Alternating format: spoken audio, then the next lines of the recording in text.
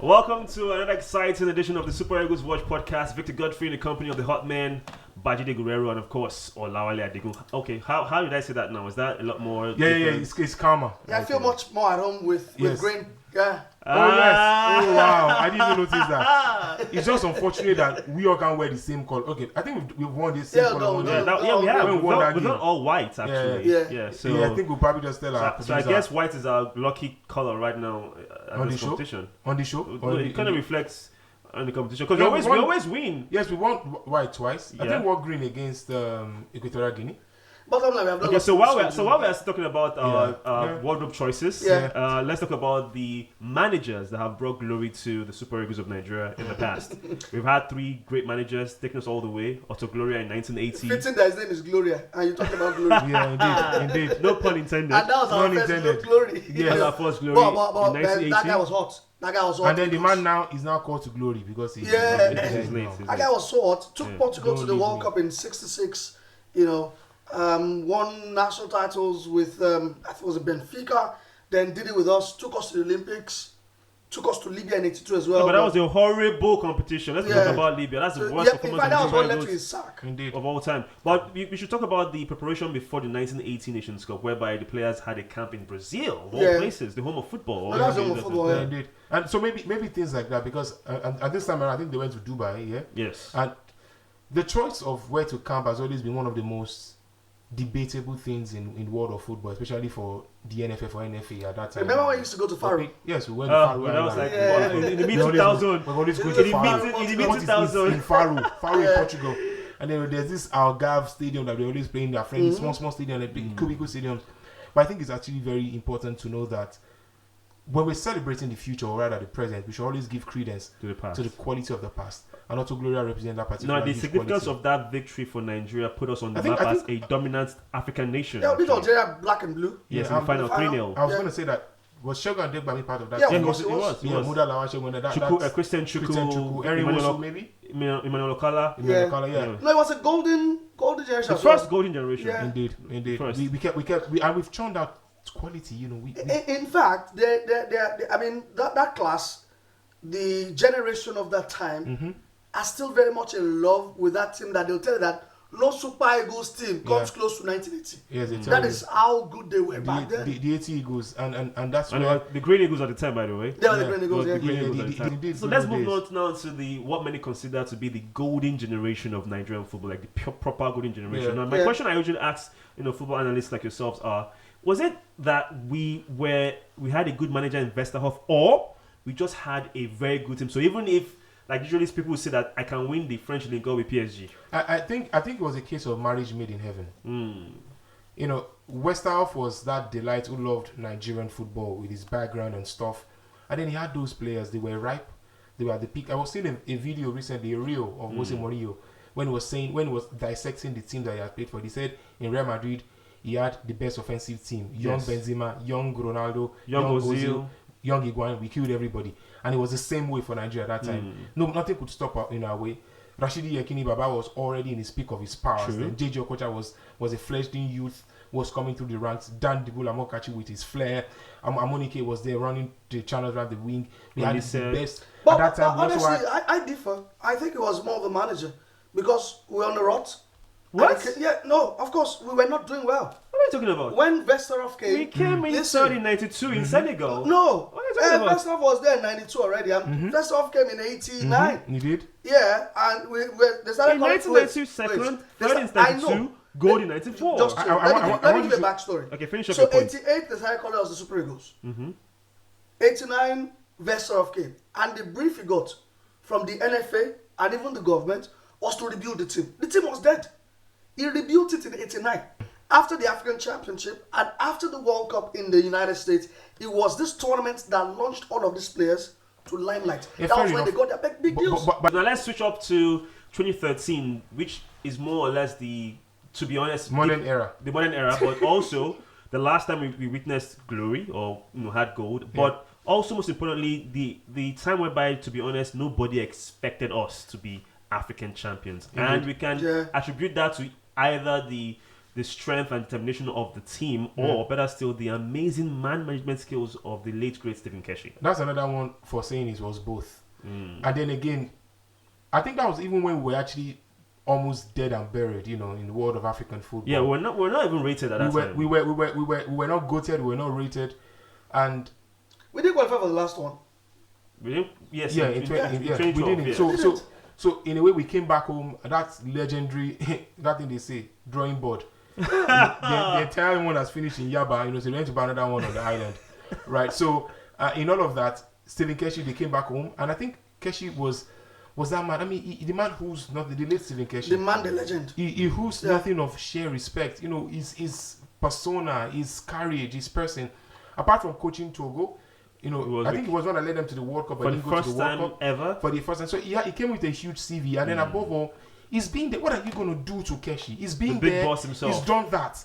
He's played at the highest of height. He's won it as captain, right? Yes, he was in 94. And he won it as a coach. So, and I think it was that time that we could also give a huge shout to the MPFL. No, it was his belief in the even league. Before the tournament, he had a separate training camp for players in the MPFL. And that was the platform where players like Ruben Gabriel, who couldn't make it because of injury, Godfrey Obabono, I was going to say Austin Egweke, Sunday Mba. I think the third choice goalkeeper, I forgot his name, Agbin. Yeah, Chigozie Agbin. I mean, how dare you take 5 MPFL players to an international tournament? And that's the highest we've seen. And the interesting thing is that they didn't just go make up the numbers. Egweke played. Yeah, they played. Obabono was partnering Joseph Yobo. Then Obabono replaced Yobo. He replaced Yobo at some point.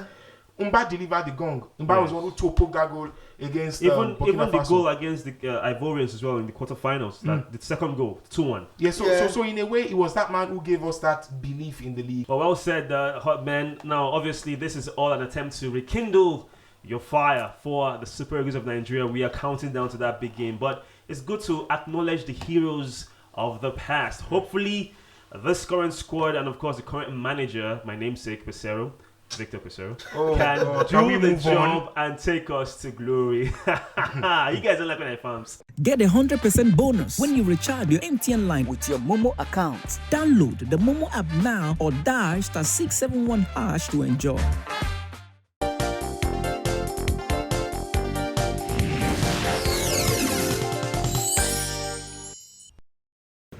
I started in Olusegun, just normal street football. Just like every other Ojota, Olusegun street boys. I think for me it's just something that I love doing the most. It's something that I love participating with my friends. I never knew I could take football so serious as well as doing so well and making a name for myself and that of my family. And of course the hardship made me left football for almost 3 years, as at that time when I was in Olusegun, I was doing a lot of jobs, doing some labourer works, doing conductor, selling pure water and everything like that, oranges and all. But of course, I remember when I came back from work and I was going home and I had this my landlord's eldest son called me and was speaking to me about me going back to playing football and everything like that. And then I remember him telling me he would get me food if I play, that I should just be thinking about football and just be playing football and not think about anything. So anytime I come back in the afternoon, he will get me food. In the evening, he will get me food. So I only eat in the morning, like in the house and everything like that. So he was really one of the few people that pushed me to actualize my dream, to achieve my dream, because he saw that potential also in me, and he pushed me a lot, and I'm really happy that this really turns out well.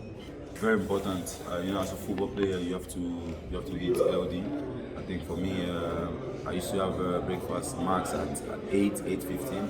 So as a football player, as a professional, it's really important. Get 100% bonus when you recharge your MTN line with your Momo account. Download the Momo app now or dial *671# to enjoy.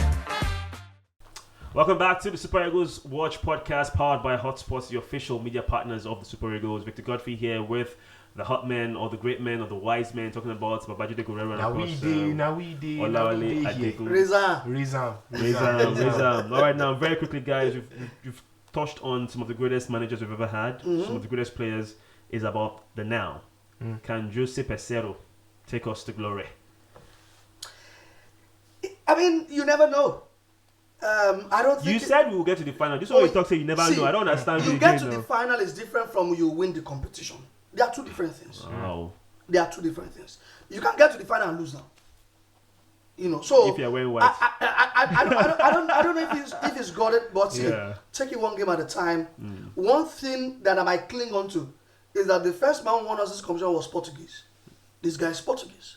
You know, so I might cling on to that. I think he's got personality. I think the players respect him. I think the players have also keyed into what he wants to do. Which is to get us because the title. No, there's no how you flip your 4 at the back to 3 at the back and your players don't key into it because they gave their best against, you know, Cote d'Ivoire. So I think that he's got what it takes. But I talked about how his moment of redemption came against Cote d'Ivoire, right?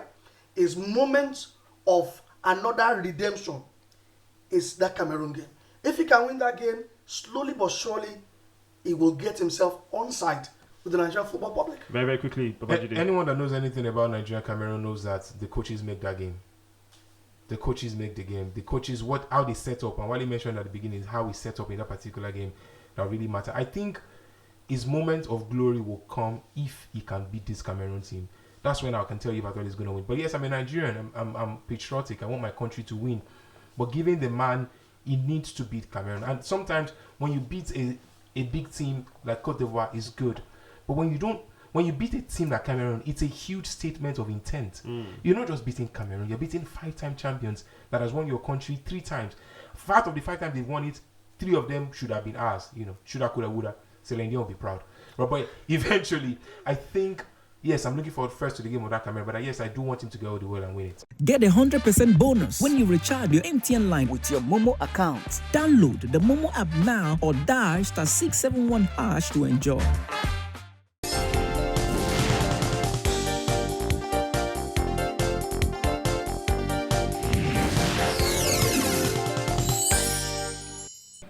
I feel good. It was a privilege to always represent and also to captain the team yesterday was a privilege for me, you know, and I'm happy that we came out with a victory.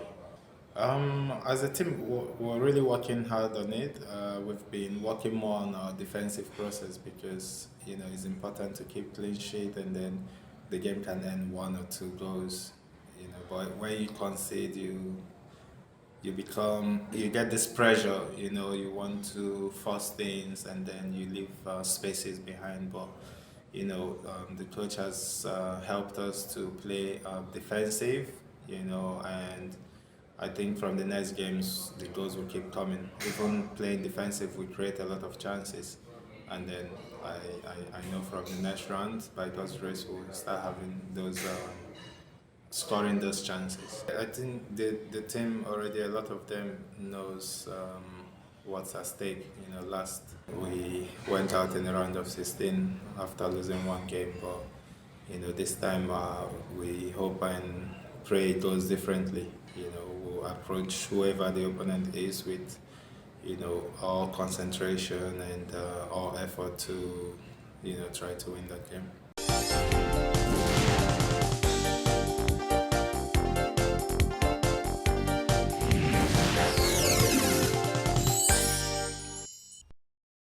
All right, now so much optimism from the hot men in the studio. Now, be a part of this conversation.